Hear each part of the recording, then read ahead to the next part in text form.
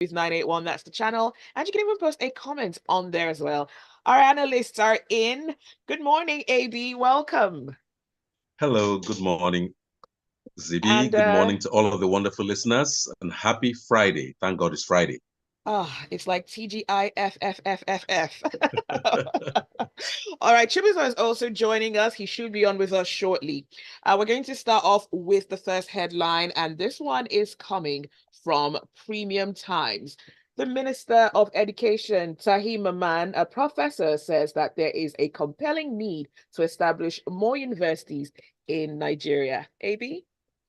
He mentioned this when giving the licenses, provisional licenses to two additional universities. And I would argue, based on some comparisons he made to some other countries, that indeed there is a need to enhance access to education for the teeming population of Nigeria. So, yes, you could say we want more universities. So, here are some questions. What is the content of the curriculum of the universities? How might it add to the overall ability of the students being educated to become productive citizens? How will you monitor their progress? Like many of these universities that are being registered right now are going to be, if you will, being mentored by older or more established institutions to ensure that they're getting the right quality and caliber of staff and that their curriculum is developing as it ought before they'll get their full license, because these are the provisional licenses. They now compared Nigeria to some other countries like South Korea, Vietnam, Turkey, Pakistan, and so on, that had, certain numbers of universities for a given population. All that is great. But what I noticed in many of the countries was these are countries that could be described as productive economically. So as much as we do want, and indeed I ever need more universities, we also need a country where the economic context can readily absorb the products of these universities and ensure that they are contributing first to themselves in terms of personal fulfillment and to national development. So it's one thing, it's good. Do create these universities. Some of them are general universities, some of them are specialized. You can have university that majors in AI, for instance. That's a good thing to have, especially as the world is going. Others in tech, others in economics. But let's at the same time make sure that the society around those universities, the society where the products of those universities will come out into, should be able to absorb and put them to the very best and most effective use. All right, thank you, AB, for that. Chibuzor, welcome. All right. It's impossible to hear you at the moment, Chibuzor. I don't know why that is happening, but perhaps you could check your speakers, the settings. Something might be a bit off. You're listening to Freshly Pressed on Smooth 98.1. We have the analyst in. We're looking at the news stories making the headlines. And of course, we'd love to get your thoughts. So please send them to us via WhatsApp 0809 440 981. And you can also tweet at Smooth981. We're streaming live as well, so would love for you to subscribe to our YouTube channel. You can catch that live stream. Just search for Smooth 981. You find the channel and have access to the live streams all across the shows on this station. All right, Chibuzor, by some chance, can I hear you now? You're muted. Okay, AB, let's go on to the next headline while Chibuzor tries to sort out the connection. Apparently, there is a slight challenge on there. But this one is coming from Vanguard.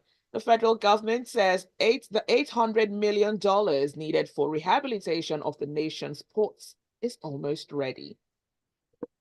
Okay, this is part of the how to describe the new ministry made in the new administration called the blue economy or something. That's ministry that's supposed to do with everything to do with the maritime industry. It should be noted that over 90% of freight in the world is conveyed on the oceans. And so any country that is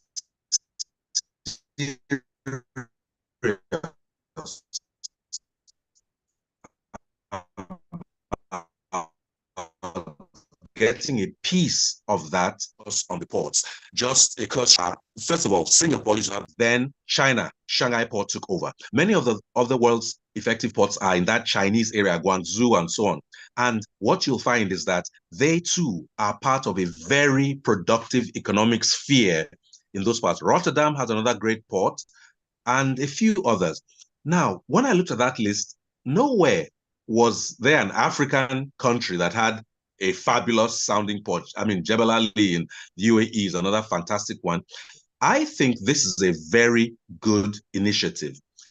I know that it has been said that Nigeria is the trigger, is at the trigger point of the African gun.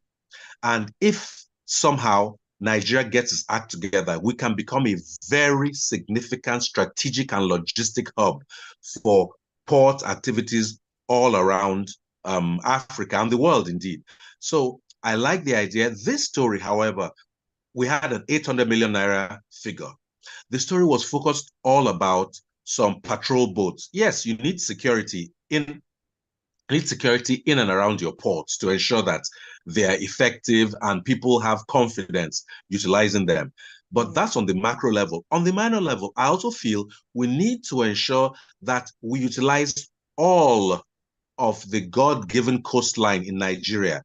Right now, there's a serious focus on ports in Lagos and to a much reduced level in Port Harcourt. But we have ports in Calabar, Akwa Ibom, Delta State, Warri, Koko, Sapele. We have so many ports.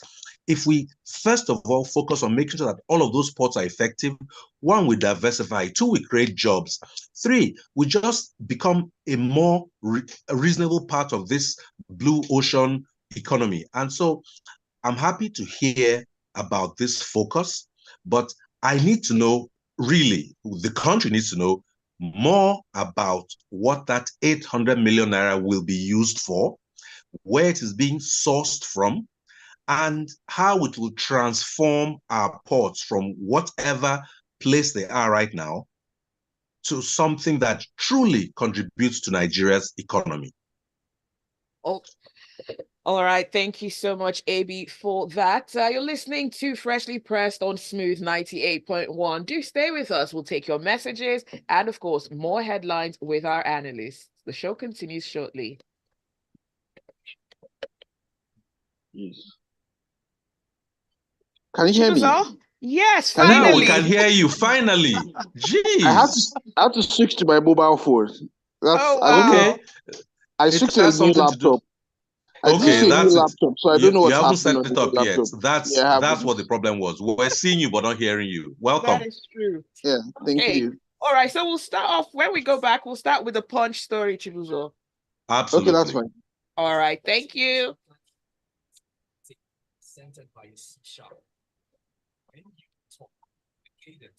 You people who are getting new laptop in 2024, EFCC will visit you. That's another discussion for another day. Welcome. Thank you so much. Okay, we're going on. Okay.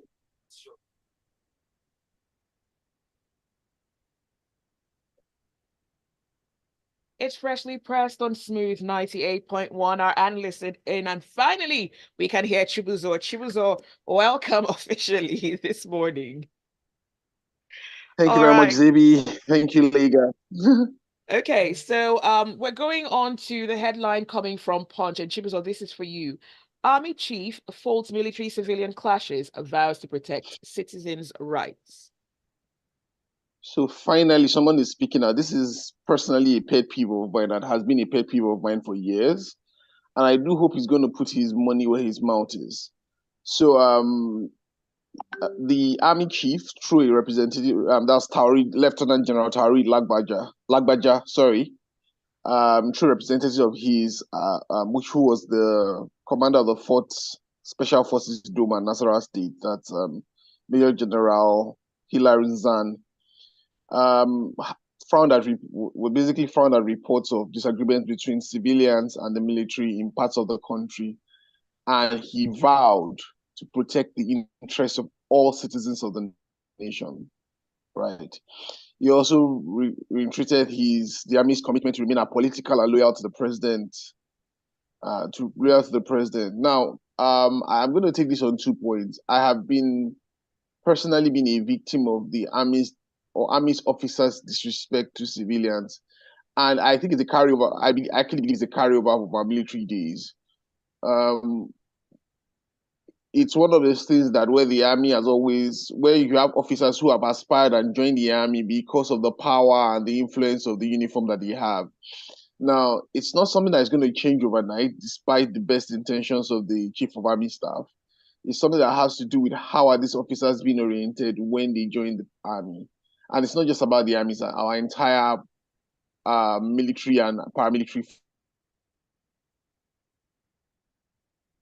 responsibility. It's not just to and their responsibility and their loyalty is to the state, the institution, the people and army of the country.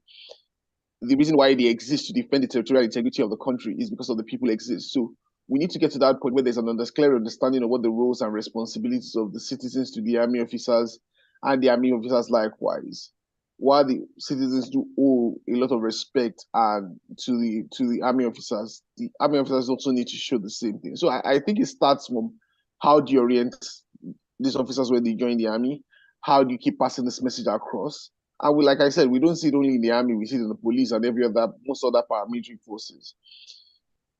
Once that happens, I do believe that to a large extent, you will reduce clashes between military officers and civilians.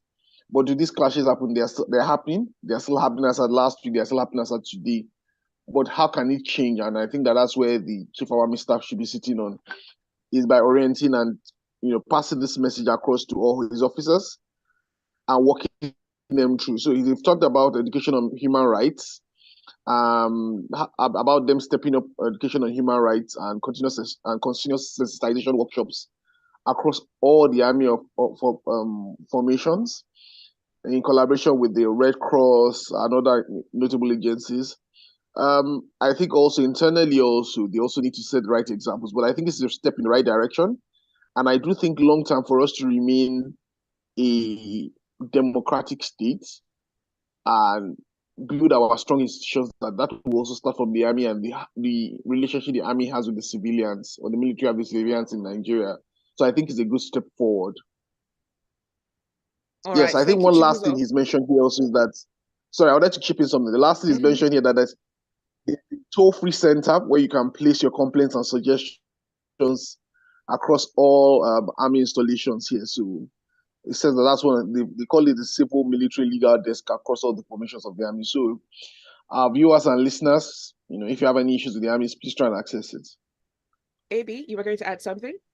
Very quickly, all the security forces, including the army, are doing work that the rest of us are not trained for, don't have the temperament for, under circumstances that most of us could not tolerate. So kudos to our army, kudos to our police, and so on. In fact, here in the month of love, February, show love to a policeman, a soldier, somebody today. The thing is this, I paused when I read where he said he's loyal to the president. When you're hired in the Nigerian military, you're loyal to the constitution of the country. It is really important to get away from this loyalty to an individual to loyalty to the institution. So I'm happy that they're having this human rights conference and let the message go forth. And everybody, indeed, in foreign countries, soldiers are seen almost as demigods. Once you have served for your country, you get advantages when it comes to a job, when it comes to even sitting positions in a plane, they'll upgrade you to first class. If you're in a lobby, anybody will give you priority. We should and we can do that because they are fighting on our behalf. But they too have to understand they are fighting on our behalf, i.e. they should protect us and not become our punishment for just being Nigerian. So good kudos, but there have to be certain adjustments to the mentality. Thank you. All right. Thank you, AB, for that. Let's go on to the messages. Aisha says, although we discuss daily, do these leaders hear us? All the solutions have been given to them, but they seem not to know how to implement. Also, some university students should be giving assignments to come up with solutions for the economy or set up as a competition. If our leaders see through some key institutions, they will be able to halt our downward spiral and the devaluation of the naira with original, innovative ideas. God bless Nigeria. Ajayi says it will be a great waste if the activities of the Federal Ministry of Marine and Blue Economy will be a duplication of the functions of the maritime sector of the Ministry of Transport. All right, let's go on to Daily Trust. Hardship, Sanwo-Olu approves slash in transportation fare, permit civil servants to work from home. Yeah, I heard about this and I'm reading it here today. It appears the governor of Lagos State is trying to take a slightly, do you still call it innovative after COVID-19, but a different approach to the challenges we're facing. He's announcing slashing transport fares for government-owned transportation services in Lagos. I don't know what proportion of the available transport is government provided, but it's a token. He's also saying on certain days, certain cadre of workers can work for. I was troubled when the report said like 3 days. That's a governor. A governor doesn't say like 3 days. He says precisely 3 days or 4 days.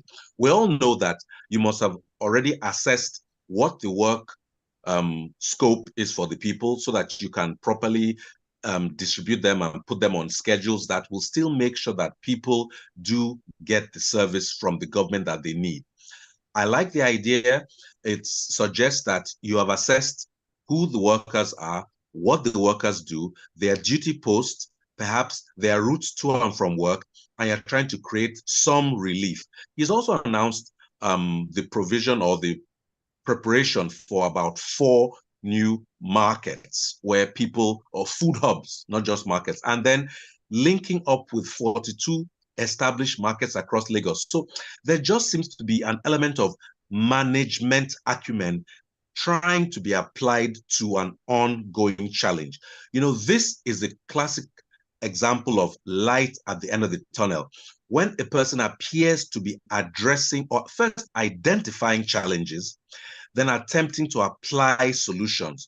They may not happen, immediately, but there's the sense that if you start something, give it a week, 10 days, it can be tweaked, improved, adjusted, then the benefits may begin to accrue to the people. So I am happy, I am delighted. I think the Lagosians, especially the workers, at least who don't have to go every day to jump on the various forms of transport, will have a bit of relief.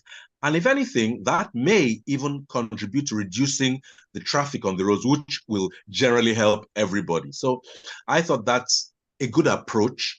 And we look forward to seeing how it's rolled out, how effective it is, and where necessary, with suggestions how it can be improved. Kudos to the people of Lagos State.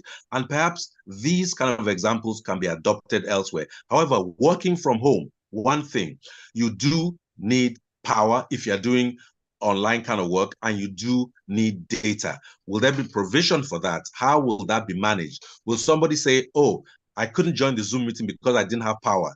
Will they still be as effective? So they have to be monitoring means and all that to ensure that there is a measure of efficiency in this new regime.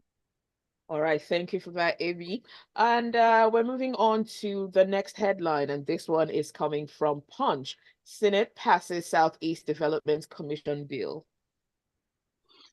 So when I saw this headline and when I heard a bit of the story yesterday, I was a bit worried. But I was a bit worried for two reasons. Not because of the problems that are being spelt out here to be resolved by this commission are not important problems, but that the question now lies at what would now be how does this commission work with the existing governors? How do they work with the existing commissioners within the states? How do they work with the existing ministers? And are we not creating additional layers of duplication? But let's go into the story in itself, because at times I don't think that our senators look at the cost of some of these things that they are ruling out.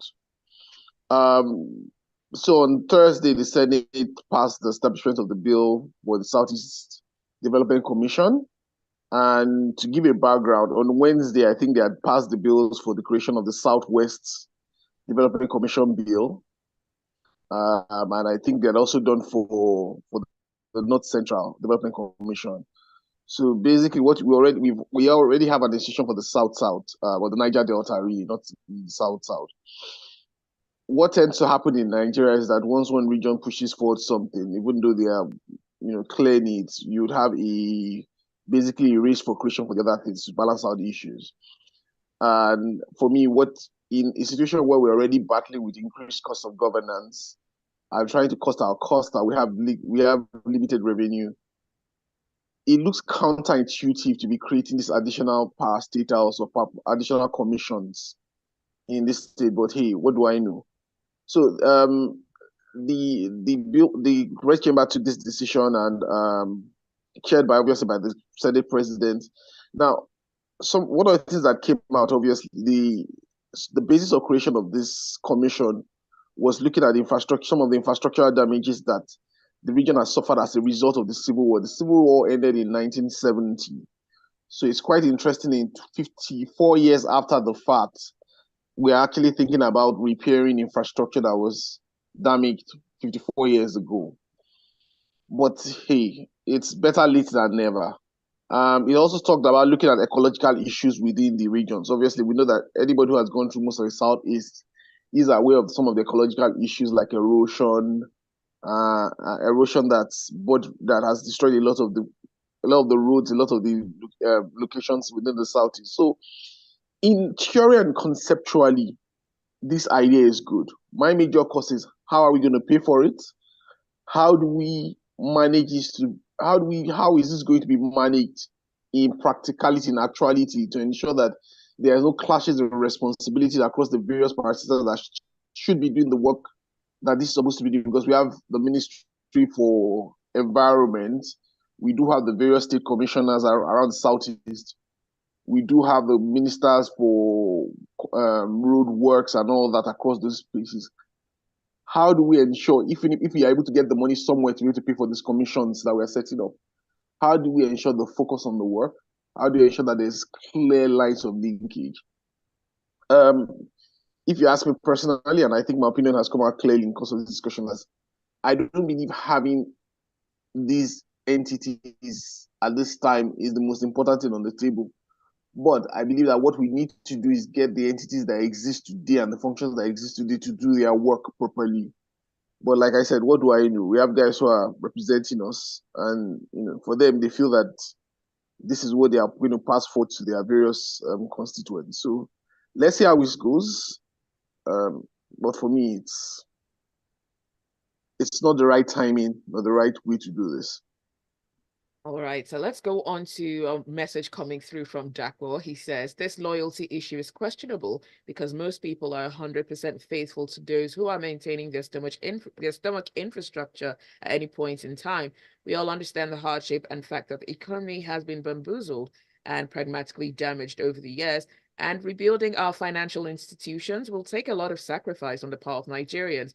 But if only the authorities which exist will set a good example by shunning extravagance and luxurious indulgences, people would cooperate. On to Premium Times, the Nigerian government says it's interacting with critical sectors to ensure there's no exportation of LPG, also known as cooking gas. AB? Yes, Nigeria has been described as a gas producing giant with a tiny bit of oil.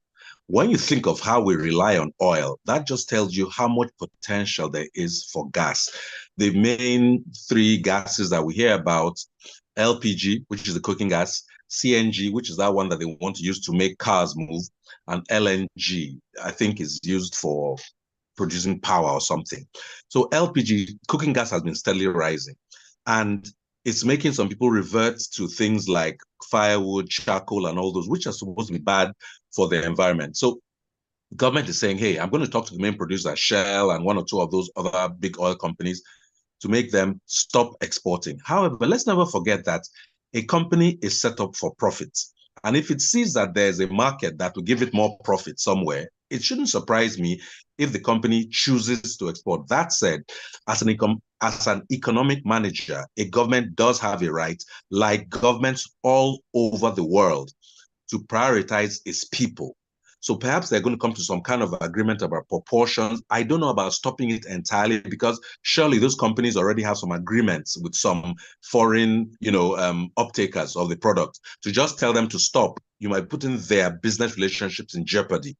However, I think there's a place for this conversation about reserving a certain percentage or proportion of the production for Nigerian use. And the hope is that when there's more, the price will naturally fall. This remains to be seen. I just wonder about pre-existing arrangements at these world-class, world-based companies, for them to just get an instruction in one country, stop exporting. That could be a bit of a distortion, but the interest of the people should predominate those in government. So I am happy to hear them having the conversation. The exact details, I think, will have to be worked out with a bit more finesse to ensure that nobody's economic imperatives are jeopardized. Okay, thank you, AB. And on to Vanguard. FG committed to economic reforms for business growth. And this is according to the president. Chibuzor? So the president has been making the right comments since he came on board, and he continues to make the right comments. What Nigerians are waiting to see is those comments matching with action, and eventually matching with the impact on their lives.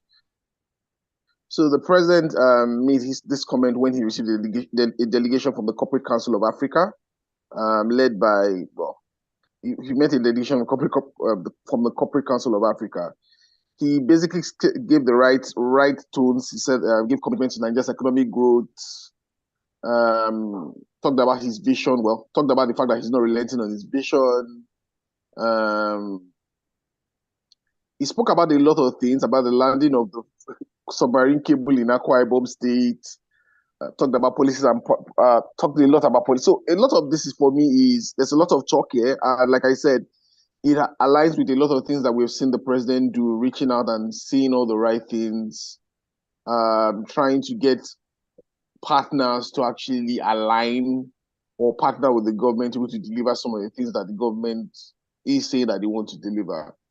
Like I said, the important thing for Nigerians at the end of this day is, how do we measure the return on the investment of a lot of these meetings, trips, MOUs that we're signing? When do we see the outcomes, impact and outcomes of it? When does it crystallize into actionable outcomes for Nigerian citizens? We can have a lot of these discussions, a lot of these meetings, and it doesn't make any sense. But I think also, and one thing I believe strongly is that we need to look inwards. I would struggle as an investor to come into a country and invest when I do not know what the value of the outcomes of my investment would be in a week, talk less of 6 months. So why would I bring in money into such an economy? We need to tackle that issue. Nobody's going to tackle it for us externally. We need to look at what is the ease of doing business in Nigeria. Everybody, and maybe he's a businessman, he can speak to how challenging it is for anybody to do business in Nigeria. How do we make it easier for people to do business in Nigeria? How do we build up the spending power of the Nigerian population to be able to offtake any services or products that your investors are bringing into the country? A large chunk of Nigerians do not have effective demand. They might want to buy the stuff, but they do not have the means to buy the stuff. And we're talking about over 90% of Nigerians. The fact that we have whatever number of people, millions of people that we claim to have 200 million or whatever, does not mean, a lot of our leaders say that we have a large market. No, we don't have a large market. Potentially, we have a large market. But if you're over 200 million people cannot afford to buy anything you are placing on the table, then we don't have a large market. Their demand, like economists would say, is not effective. How do we build up the spending power? How do we trigger the ability of the population to be able to spend, to be able to buy whatever people need to buy, to be able to trigger the economy to keep moving in the right direction? So when the president answers all these questions on ground, then we'll make some progress. But hey, let's hope that these meetings and these discussions with these partners bring us closer to that point. All right, thank you for that, Chibuzor. Gilbert Musa from Festac says, we commend the Lagos governor for his initiatives to reduce hardship, but first things first, we need to build strong institutions to prevent economic shocks in Nigeria. That is all the time for Freshly Pressed this morning. Thanks for listening. Thanks for your messages. And of course, special thanks to our analysts, AB, Bozimo, and Chibuzor for joining us this morning. Thank you. Thank you. Agree, disagree, hit me up at AB Bozimo on all platforms. Have a wonderful weekend. All right, thank you so much, AB, and thank you, Chibuzor. Have a brilliant day ahead. Do stay with us. There is a lot more to come on the Smooth Breakfast.